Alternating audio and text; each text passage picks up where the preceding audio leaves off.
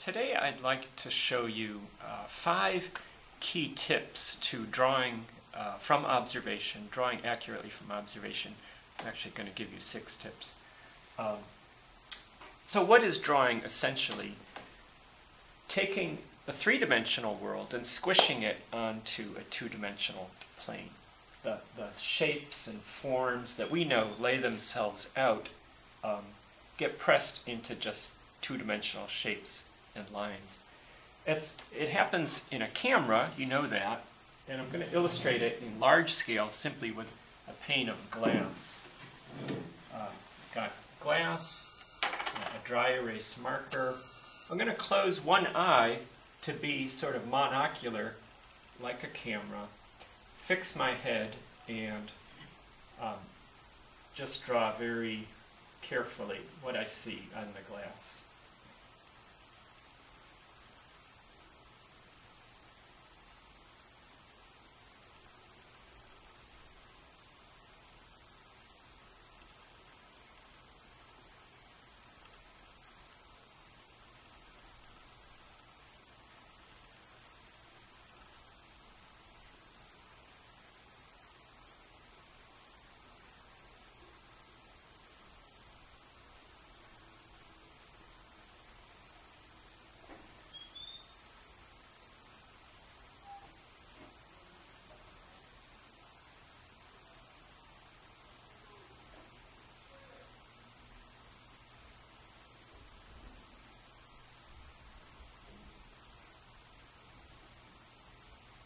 Okay, my marker is running a little dry, but you could see, okay, pretty accurate representation, and it's what we saw sort of zoomed right onto the glass. Now I'm set up with paper. I'm going to use a graphite stick simply because it's darker and the camera will see it. Normally you'd use say a light pencil and work towards darker pencils, but okay. I'm going to use 5 tips for doing accurate observational drawings, plus a 6th if you really want to count. Okay, first is orient your body straight to the subject that you're drawing. You can't kind of have a drawing, working on a drawing here and look and then draw and look and draw. Your inbuilt memory forgets what things look like. What you want to do is use your inbuilt horizontal and vertical to address the subject matter. Second point, many students say, how large should it be on the drawing? Where is it going to sit on the paper? So holding the paper at arm's length and flipping it up and down a number of times till you kind of see it imprinted on there will give you a good sense of where to start and how large you should go. Third step, start with the easiest thing that you see there. In this case, it's just going to be a horizontal line, and I'm going to make it the line right beneath the green vase. Okay? Easy to draw. Every other line that I draw is going to be related to that in some way. In fact, I'm even going to make it that length. The line behind it, something like that, and then you might say the line beneath it, how far down that should be. I could actually measure that.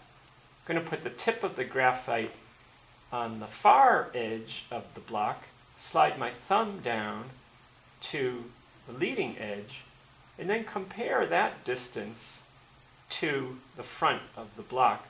It turns out the front of the block is twice the distance of this.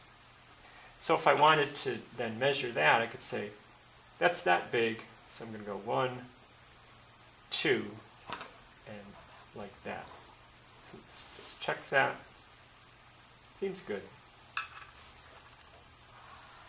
We have the front of the block, the sides, and I think I'm going to end up a little bit shorter than what I had there originally. Okay. From there, I'm going to get the angle back. I could just twist my graphite a little bit on that picture plane, the two-dimensional window, the glass, and imitate that angle as I do it. Okay. So we started with the big easy here, and now we've drawn one shape that we're comfortable with. We're going to start relating other shapes to it. I know the vase is in the center of this. If I wanted to find the center, I could draw an X, and that'll give me the center. I know it's a symmetrical shape. Draw in the base, and very roughly, just very roughly, just draw that quickly to block it in. Where is it? How tall is it? I'm going to measure it against this distance, which I feel comfortable with. I measure it, again, the tip of the graphite stick against my thumbnail, measure it up. It's 1 and maybe 3/4 of that. So on here, I could say that's the distance. I'm going to go 1 and like 3/4. That should be the top of the vase, which happens to be exactly at my eye level. So it's going to be a horizontal line also. Just going to leave it at that for now. Fourth step was relating other shapes to shapes you already drawn. Fifth step, look at negative spaces. So one of those would be here, leftover space beyond your positive shapes, and the space in between the bag and the block, which seems to be a big V. Comes down to that point. I slide over. I'm going to check the angle of the bottom of the bag, kind of like that. The angle of the top, up there. How far up does it go? I can see it's a little bit higher than the lip of the vase. And is it uphill or downhill? It goes a little bit downhill. I compared it to the top of my paper, the horizontal of my paper. It comes a little bit downhill towards me. And then how far over is it? I can measure it against the vase, or I could measure it against the height of the bag. Do the height of the bag. If that's the height, which I feel comfortable with, I'll turn and then measure that against the width. The width up at the top is, I don't know, 2/3 of that distance. Okay, so that's our height. 2/3 of that, about there, so that's good. I was pretty accurate with that. I'll come down. I know it's fairly parallel to this. I could measure that angle again. Then we go up to the corner of the bag, side of the bag, measure that angle. Okay, this I can measure back of the bag like that. I'm going to look at this negative space. How does it look in comparison to that? Not bad. Comes in. I might be a little bit wide, so I think that bag sags a little bit, so I'm going to change my line to a concave line in there. And then draw up the bag. And that far corner is a little bit higher than the near corner. Back of it runs parallel, stops, does a little zigzag. Okay. Pretty simple so far. Now I'm going to add those loops. Again, I'm going to look at first, where do they start?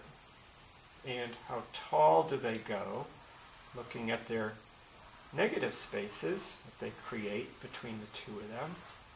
That one comes in a little bit, is a V between the two of them, comes back there, goes back to the bag. Right? So what I've done is done a lot of comparison of positive shapes to negative space, one positive shape to another shape, and the sixth point I want to make, the key points, I'm working very generally first and then refining down to the specific. So at this point, I feel fairly good about this.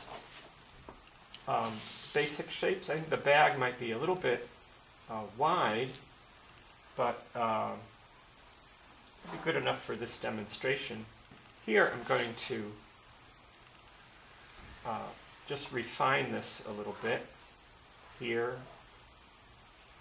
the base of the vase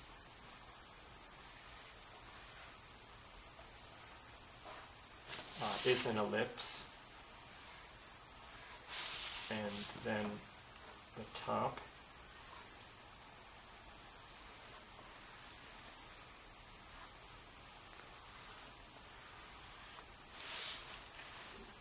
has a slight bow to it.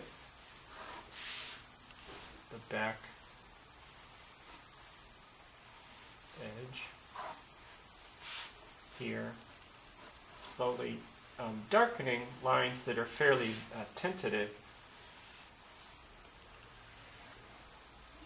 There's a little fold here, another fold there.